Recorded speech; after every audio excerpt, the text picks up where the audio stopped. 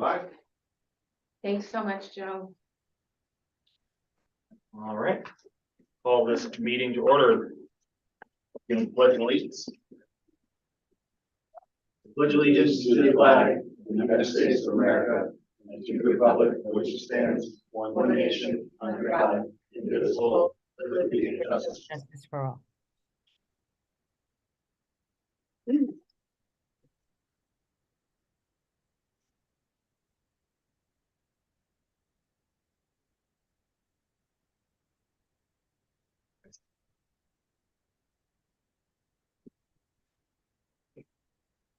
Okay.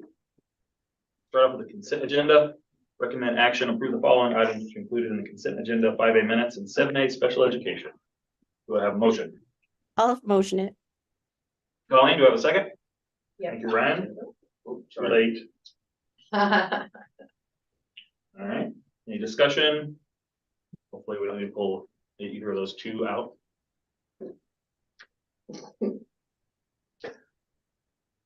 If not, the vote.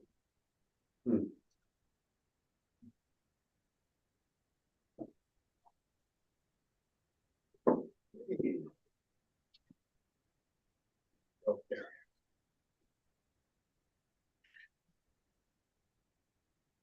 Seven, yes. Thank you, everyone.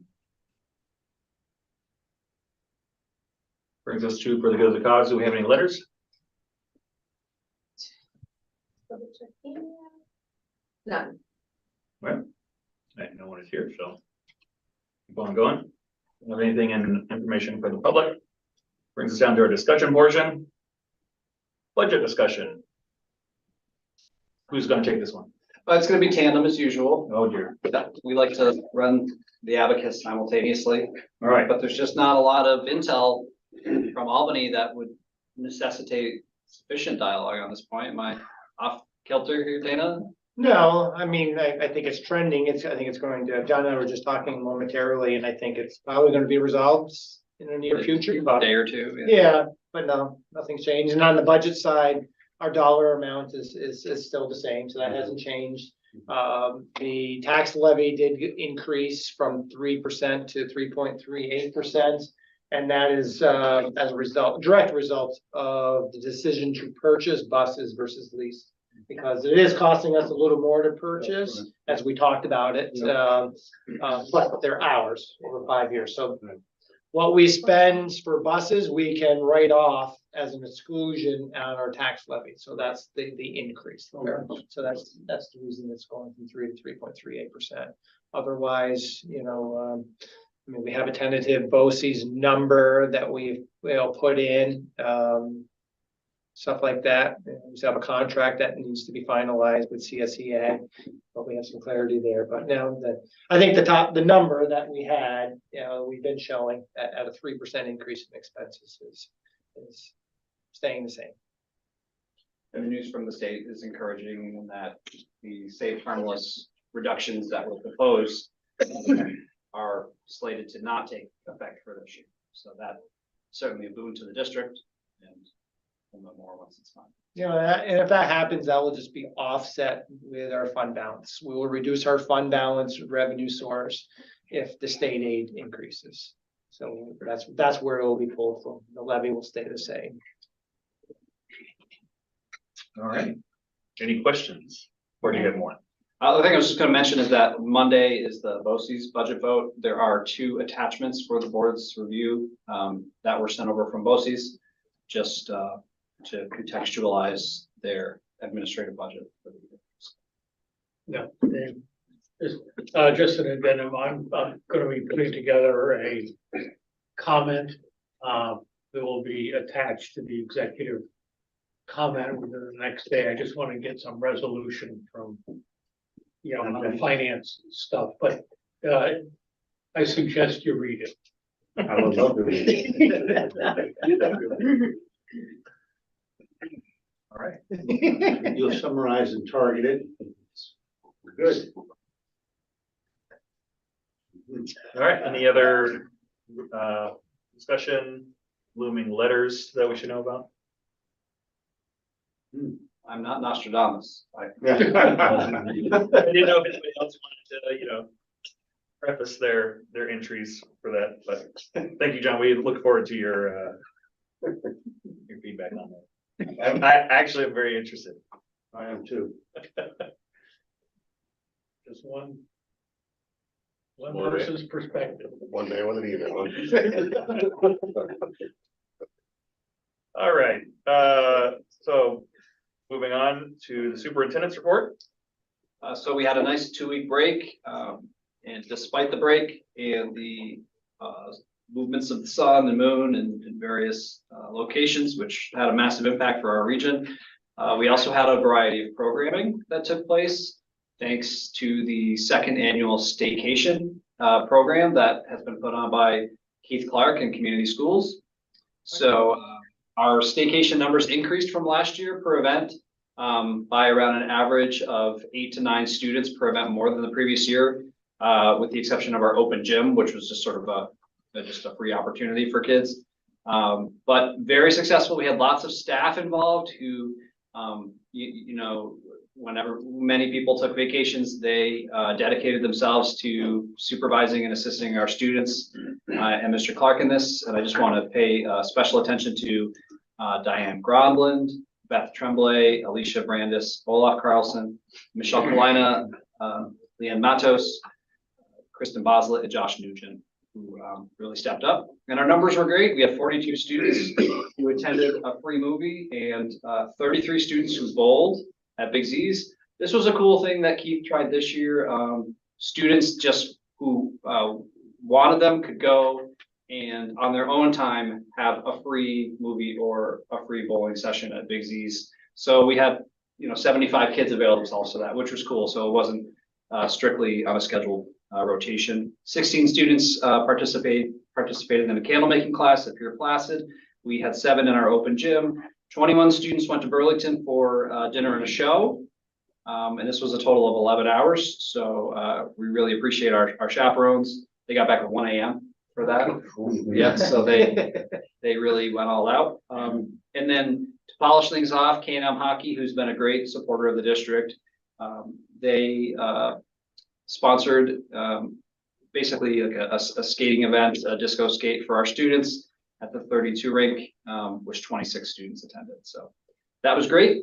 And as part of the community schools, the ebb and flow of it annually, each year the community schools coordinator determines whether or not they're going to continue in the role, and Mr. Clark will be staying on in that role for a 3rd year. So we are very pleased to see him continue in that great direction that he's moved. Since our last meeting, the DC trip took place for our 8th graders. It was March 24th to 27th. And certainly the Lucy family's donations and some financial support of this trip are greatly appreciated by the district. When you think about what the students did in relation to that trip, they toured the monuments at night at the mall. They went to Arlington. The cherry blossoms were still on the trees at the time. The Smithsonian Museums, a tour of the U.S. Capitol, and they caught an NHL game between the Capitals and the Red Wings, and saw Little Shop of Horrors at Ford's Theater. So lots of great activities, and our 8th grade team and Miss Lindsay and Mr. Clark, who put so much work into this trip, dedicated so much of their time to support the students, we as well. Moving on from Little Shop of Horrors to artificial intelligence. There just is very few little cohesion here, but that's okay. Over the course of the year, our principals, Miss Lindsay and Miss Franklin, along with our tech integration specialists, Mr. Leon and Miss Maryhugh, have been meeting regularly with leaders across the state to discuss the role and potential uses of AI in our schools. Popular programs such as ChatGPT from OpenAI have been very useful. Staff have been encouraged to leverage them when possible, but these programs have not been compliant with the data protection rules that we have in New York State for our students. Recently, however, the game has changed. A new compliant program has been developed. It's called Chat for Schools, and it has the data protection requirements that enable it to be used for students. So with this technology available, and with recognition that utilizing AI in the workforce and outside of school is really just the way of the world at this point, We are seeing increased usage in some of our tech integration classes. So for example, Mr. Leon now has a station in his classroom where it's an AI station, and as part of the research development process for projects, students can go and utilize that station if they want. So it's the first foray into useful application, which I think we will lean more heavily into next year. But it feels good that we're moving in a positive direction for it. I would anticipate that by next year, you would see a greater utilization. And also you would see some of our instructional practices change. Most notably, you will see more writing happen in the classroom, because obviously we want to ensure that it's student writing that's happening in addition to the utilization of prompt commands. Does this mean you'll be bringing back the blue book? I don't know about that. It's possible. Yes, I'm old enough that I remember I had finals on the Yes, blue book. The blue books were important. Not quite like the triplicate paper that had that smell. That's True, yeah. something there too, but it's possible. But I would anticipate seeing more writing in the classroom as a result. But it's pretty fun, and you know, it's an interesting development in education today. So it's neat to see it. Prior to break, our robotics team traveled to Albany for the first New York Valley Regional Robotics Competition. They placed 23rd out of 50 teams across the state, which is fantastic. Some of our student participants, Robert Bowen, Jillian Kern, Gabriel Guerrero, and the rest of the team were quoted in an article from the Enterprise, which I included the link for if you didn't have an opportunity to see it. And one of the nice things in the article that I wanted to share with the board is a statement from one of those students, and they said the following: "I think it's interesting how so many people in our robotics club come from underprivileged households and are still able to experience such a great thing, like the opportunities this gives. We have our ups and downs sometimes, but when it comes to robotics, we're like a family." So unsolicited statement from a student. And, you know, we like to believe that we are promoting an environment that is united, engaged, and empowered. And it's hard not to feel validated when students speak in such terms.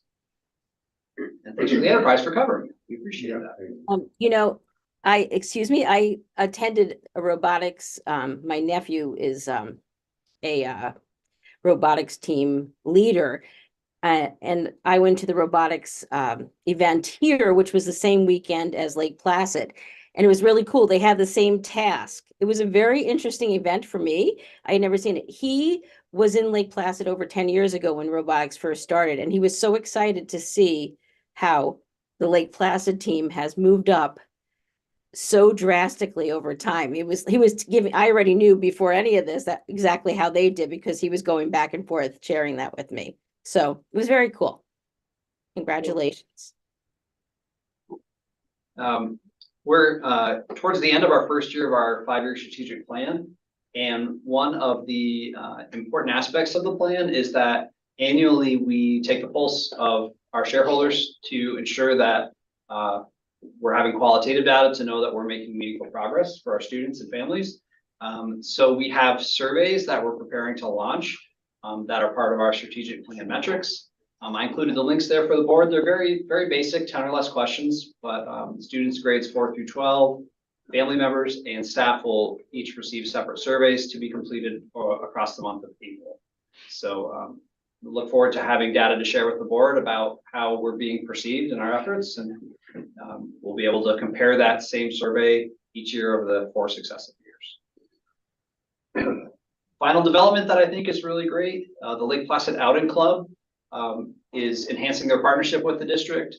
For those board members who have been here for 2 years at a minimum, you may recall that we had Lynn Magnus and Debbie Aaronstone from the Lake Placid Outing Club come and present to the board about their hope for a gear barn at the elementary school, which would help solve their storage issues for all of their equipment, but would also enhance the opportunities for students by making that equipment more readily available for the kids.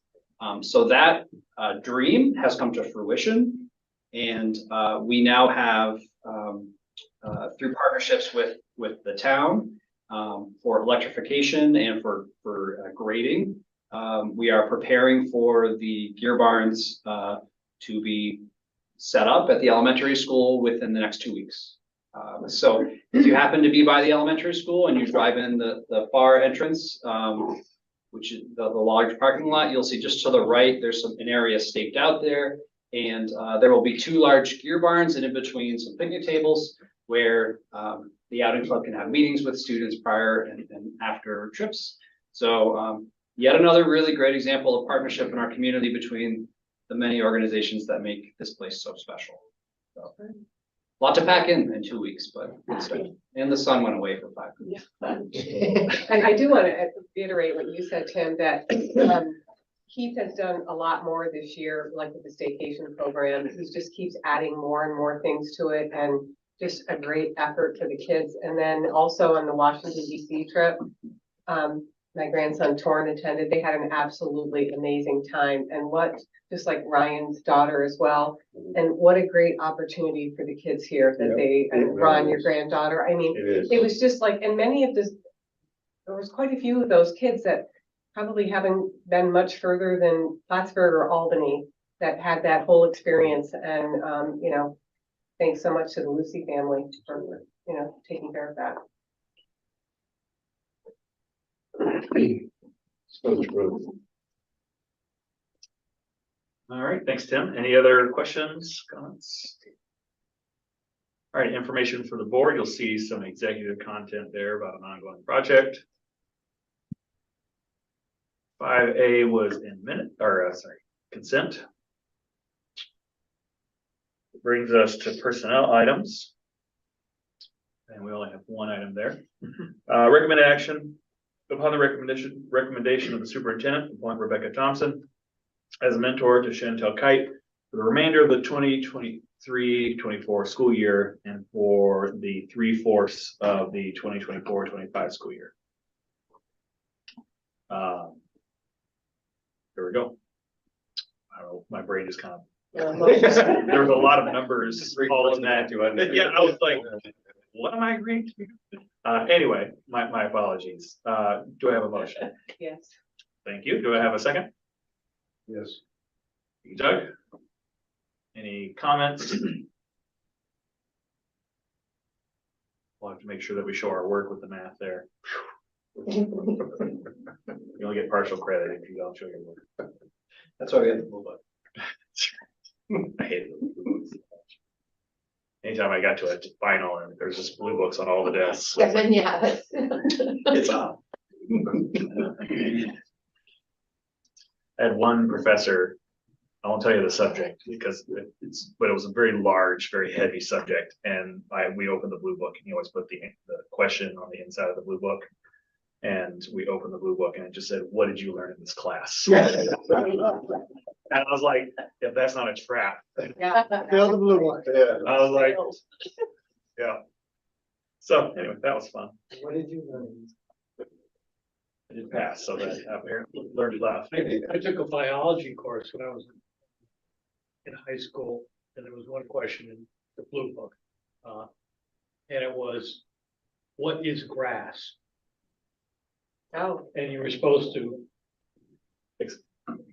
answer that. Unpack it.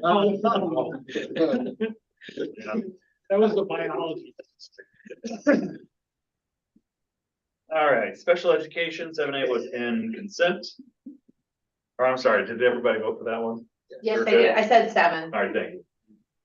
And then that brings us down to 8, linking goals with agenda items.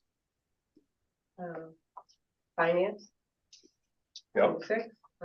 For which part? Budget discussion. Yeah, and then students first and foremost with staycation and the Washington DC trip, Robotics team. robotics team. So don't we have? I feel like we have one about surveying for satisfaction. Don't we? I think there is something in there about That's for the good of the cause.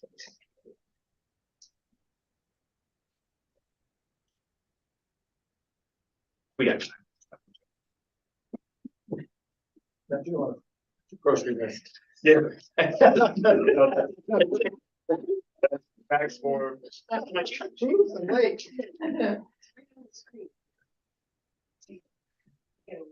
Possibly. Yeah, finance, you're right, okay.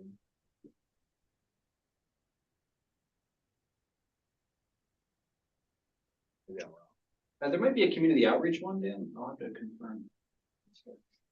Aaron's on it. Number 3. receive a report and strategic goal number 2, education. Receive a report from the staff and, that's staff is on this report. No. I'm just making up goals now. It's never too late.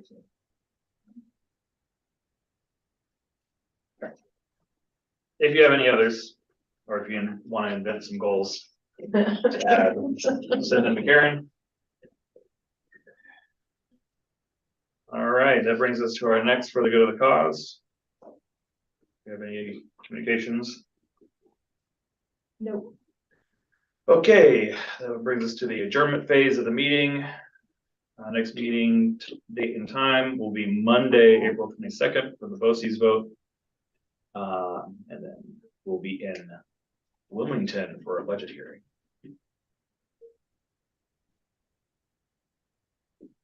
Do a little super before. Always gotta be a little super. We take the small bus? Okay. Yeah, we could do. I kinda love that. We could carpool. Yeah. All pile out of it like. It'd be a very voluntary,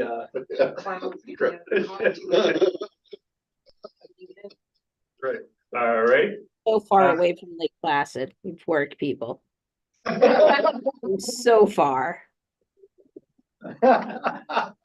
Yeah, well, good try. Yeah, we just really want to take. We just want to do donuts in the new small bus. I didn't say that. I I know it's I'm not running for election. So. On the topic of buses, just very briefly, we were pleased to hear that our combined Wilmington run today, due to some personnel challenges, finished almost 40 minutes earlier than we had anticipated. So that was very encouraging and just a testament to Nikki Corson as our transportation supervisor. She is outstanding. I'm sure she fielded some phone calls that she didn't want to field, and good on her and her staff for She is getting that excellent. done. Absolutely. And until it actually happens, because, you know, in the afternoons, not everyone rides the bus. So it was all built off of if everyone was on the bus, but. no Worst case one- scenario, but they did a great job and I Correct. appreciate their hard work. Absolutely. If anybody knows anyone who would like to be a substitute bus driver, we could sure use a couple more. Absolutely. All right, any old agenda topics? Any new agenda topics? Well, I'd like to have us talk about cell phone policy at the next meeting. Or Yep. Some meeting, So you'd like a discussions, section? yeah. right. I think so. So we'll add discussion for cell phone policy. Ron, after you sent that out this morning, ironically, when Karen was watching the same thing, there was a news segment on NBC from the American Psychological Yeah, I sent Association. that too, yeah, And I printed the article out. I mean, yeah. most of it is just common sense that we already know what this is doing to The our empirical students. evidence is undisputed. But, Karen made copies of these, for us to read. There's other information out there as well. Plus, there was also, I'm sure all of you saw this on the front page of the onboard. At the article on the cell phone usage. So that was on board. Newspaper, actually. This is there. I can you probably read this? Can you email me that? Is Yeah, that, I can. thank you Yeah, so no. much, because I am curious about it. Another article in here, and it was really interesting because one school district is using a program, and it's called Yonder. And it's a way, and whether or not our district can do it or not, it's a really neat program, and they were able to get funding through the Every Student Succeeds Act. So what it is that each student gets a little pouch to put their cell phone into, and there's a magnet inside the pouch. When they walk into school and they put the phone in the pouch, they can't open the pouch again until they go outside of school, where it looked like in the news clip that there's these little round magnetic devices on the side of the building. In order to open the pouch up, they just go over and tap it. And it opens the pouch so they can get their phone out again. This was a really large district and I think it cost in the range of about 40 grand to do this for all the middle high school students. But they were able to access funding on the premise that it was mental health support. And they did it through the Every Student Succeeds Act. I don't know if you have access to that. It was very interesting. And That's a pretty hard to, that was a COVID Right. funding stream, but, Yeah, because but that, there's always funding for mental health promotion. it just was a really neat concept and I don't remember the district, but I just thought So the students come to school with their phone and put it in this pouch. they have a little pouch that just looks like it would be like this, At only a big central, at a enough. central location. Yeah, and they put it in the pouch, each of them have it, it locks the pouch, and they can't get their phone out until they go over to one of the stations and they tap the pouch to the magnet, and it opens the pouch up and they get their phone out. And I guess it was extremely successful. So the stations are time lapse, in other words. I they don't know all the function. particular Probably details. not. Yeah, I think the whole idea is also so the students don't have to give up their phone. Yeah, they have it They with still them. have. It's Y-O-N. They have physical possession. Yeah, they keep the pouch on themselves, because I remember at the beginning of the school year, schools were implementing this. Mm. Yeah, So they get to keep their phone with them. that's so they the just get website access. yonder. If I was a kid, So I'd it's figure out how to pretty beat that system. You got the magnet. You get a badge. You think they're not gonna figure it out? They'll figure it out. Really neat So that's an concept, whether or not we do educational something like that. There you go. Other teachers This did is a the challenging game. pocket thing on the door where the students, when they entered the classroom, they had to put it in there. I don't even know if we want to go that route or we just like. We've had teachers in the past, Yeah. years. I remember having those. Yeah. But When don't I know. was in the school, we had like a cell phone parking lot per se, and you park in the therapy room, but that was easy because it was just us. You know, it was small, but we did It have, is- They don't need that. Anyway. All right, so Monday we'll, after our budget. Yeah. Discussion, we'll get into Get into the it. weeds of the cell phone. Yeah. Sure. Take all. There shouldn't be a lot of discussion. It should be pretty. Absolutely.